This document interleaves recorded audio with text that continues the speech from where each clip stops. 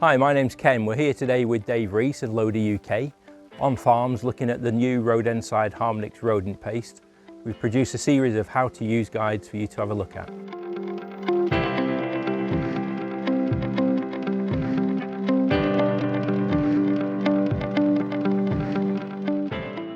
So we're going to look at Harmonix rodent paste. It's a 20-gram sachet full of fats and oils and good things that make it attractive. We're going to show you how to put it out, where to put it, how to use it. We'll be putting it out because we know we've got an established rodent population here on site. Monitoring baits that we could use at the same time is once we've got this problem under control, we can then put down a monitoring bait to know what we've got in the future. We can put up to 200 grams per bait point. Between 1 and 200 grams is good. Every sort of 3 to 10 meters, depending on infestation. A good amount is to put sort of 100, 150 grams per bait point. I probably would be keener to put enough bait points in the linear meterage.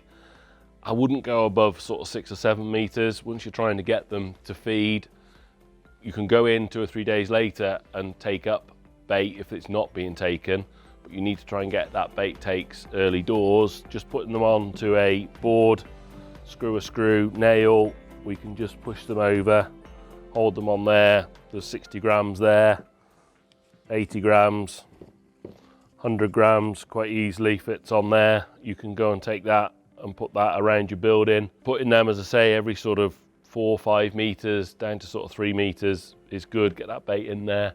You've established your problem, you know you've got one. You'd be expecting them to check that within 24 hours of putting it down. If you've got bait takes and those have gone, you can either double up and put it on the extra screw. You could put half on each screw. You've got options, but you can't let those rats run out. They need to keep eating. At day 2, they'll stop eating. It'll have the stop feed effect. So you will potentially see a decline in the amount of bait being taken. That's a good thing. That's not a bad thing. You need to see that happening.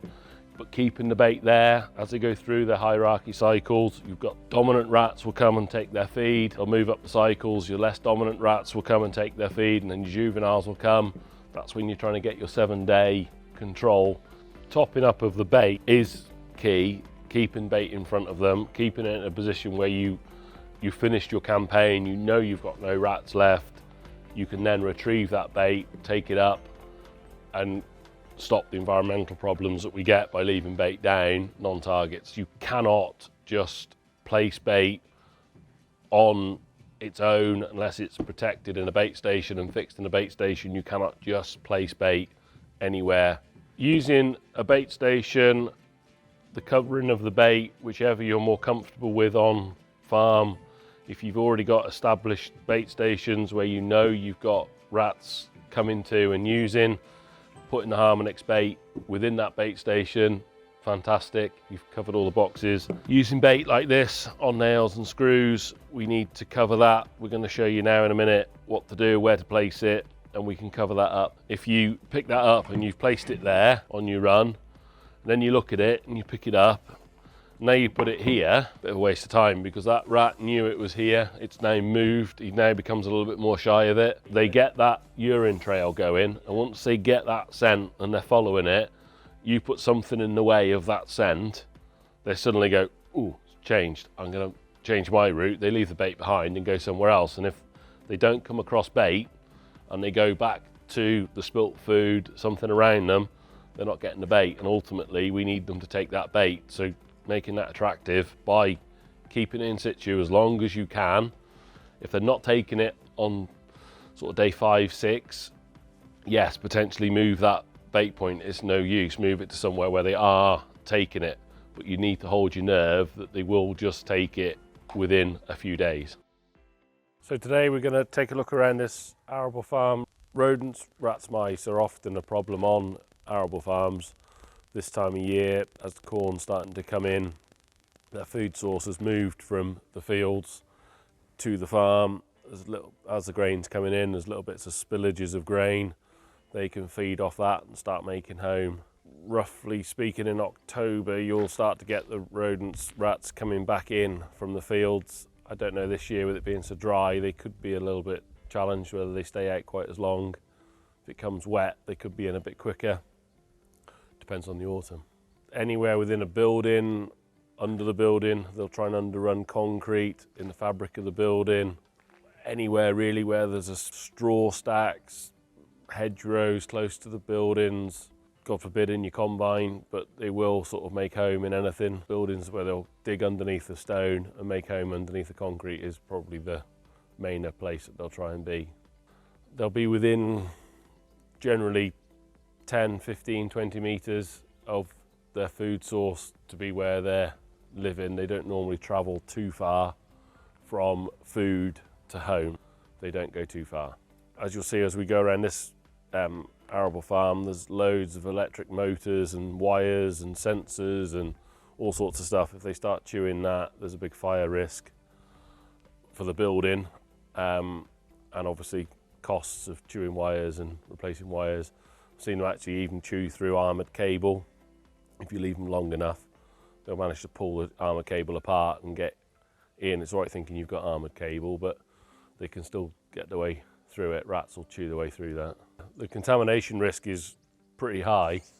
Rodent dropping in the grain, if that gets picked up at the mill or wherever it's going to, it'll get rejected and sent back.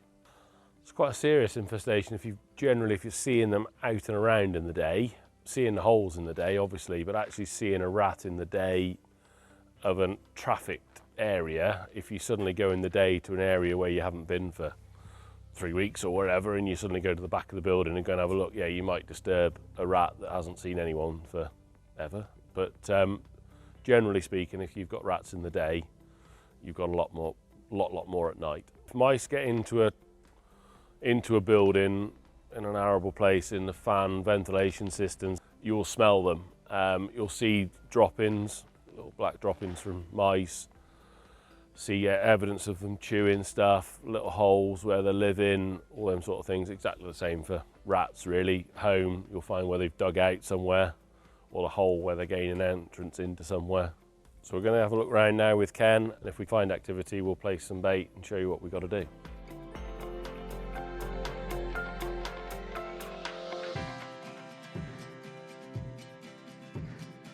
This probably is a mouse pulling it out from under there. But these panels would have, there's a little channel, yeah, underneath that panel where they sit on top of each other. And there's probably a mouse going in there, in that channel. Another one there, see. When this was emptied, cleaned out completely, nothing can live in here, there's no food, nothing's going to be bothered. But I know it doesn't always happen, but once you have got an empty shed, if you can clean it out completely, then it just avoids the risk of anything moving in and living in here. The major thing with a mouse is they're not having to drink, because it can survive quite happily in here on the grain that's in here that will be stored. Saying that, it could just make him a bit thirsty this year because the grain's quite dry, isn't it? But that sort of 13, 14, 15% grain, he's happy as Larry on that. He'll survive.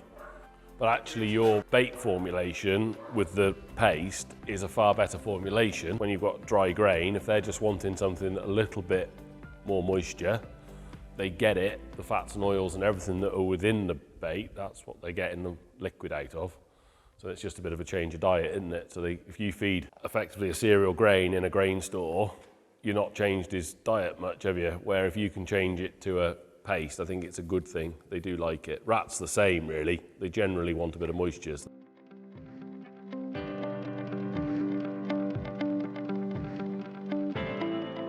There would appear to be some activity where they're digging under here. Yeah, that's obvious activity, isn't it? Yeah. Burrowing down there. They're burrowing down under there. Rakes, drills, they're all quite open. They're probably low risk areas for rodents to get in and chew and worry about too much. Yeah. The straw, we'll have a look at that, but not just at the moment. It's probably a monitoring area and keep an eye on what's happening, isn't it? Okay. This is always a good place for them just to get into, isn't it? Come out of the fields, straight into here, into the straw, under this, into the bales. I love it. There's bits of holes and stuff. within them. There's a nest, an old nest under there with a would appear to be a dead rat in it. So we're going to do some burrow baiting. We've got 100 grams of Harmonix rodent bait here. If we put it in the front of the hole and then just guide it down into the hole just a good distance from where they are, and then place a board over the front of the hole just to block it in, stop non-targets get in there, and just make the rat a little bit less likely to want to come out, so he's more likely to eat the bait inside. So a good reason to block over the hole is to stop the rat expelling the bait, injecting that bait back out of there. Suddenly it becomes in the open, it could be down here, so any other non-targets can come along and pick it up. If you just cover it over, it stops them doing it quite so easily. I think if you leave them open, they are more likely to expel it, but like that hole, they're less likely to expel than they are that one. Because he's more vertical, it's harder for them to chuck it back up. If you put it down that one, they're less likely to chuck it back out. So this bait point, now we've put it here, needs checking daily at least, just to check that nothing has been expelled and nothing has happened. Obviously, if you find any dead rodents, you need to pick those up, and any spilled bait, either put it back down the hole or retrieve it and take it away. And then what you've got gone, you need to replenish that bait. So if it's gone within, say, a day and you've put 100 grams, you can double that up to 200 grams if they're still feeding. But just bear in mind, day 2, you'll have the stop feeding effect, so they will stop feeding. You just need to keep a little bit of bait there then for the younger rats to come up to.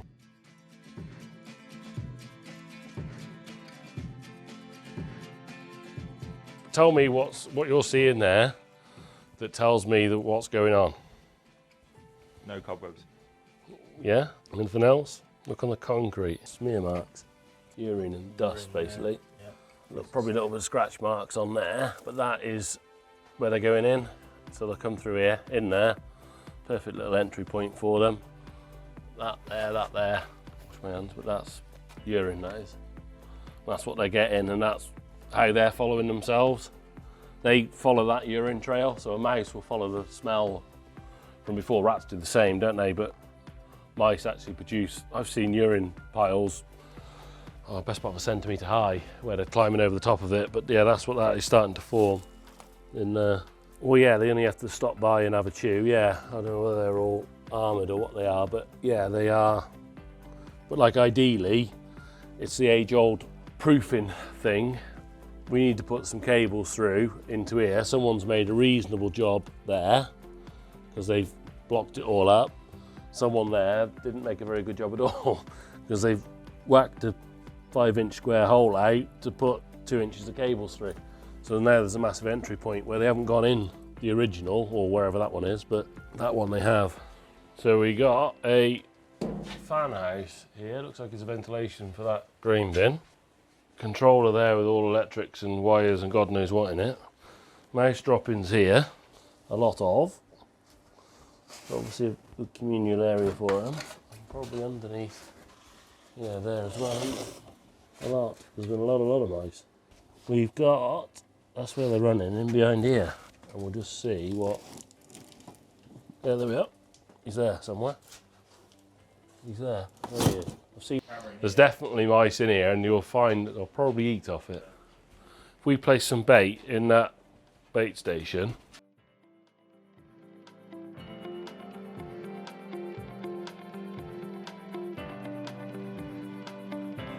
got some Harmonix bait there placed in a tray.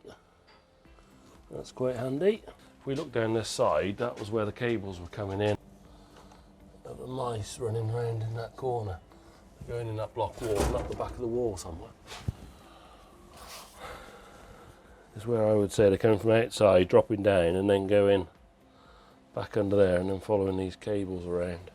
Mouse activity on droppings on top of there, right up on top. Existing hedgerow that's probably got activity in it. We've got activity down here. We've already got the perfect tunnel, this piece of tin we can lift. We know they're happy with it. We know they will use this area. So if we position that under there, it's a perfect run. They're happy with it. It's already in their environment. They saw it yesterday, they'll see it tomorrow, and they will use that and find the bait, and we get bait takes quick. Best way of getting a rat or mouse really to take bait is to try and leave everything undisturbed by putting bait in their environment in a safe covered place. If you can find stuff that's already here, if you do a lot of movement and moving bait, they then have a natural fear factor not to take on the new bait that you've put down, because you've added a new thing to their environment and changed their environment, so now they don't like it. So you'll struggle to get bait takes. And we've got a bit more natural coverage there, haven't we, to produce the tunnel we want. Like that. We've got a good place. They'll come through in here and run along there. And that intake, it looks like there's been quite a lot of rat activity around and down in there.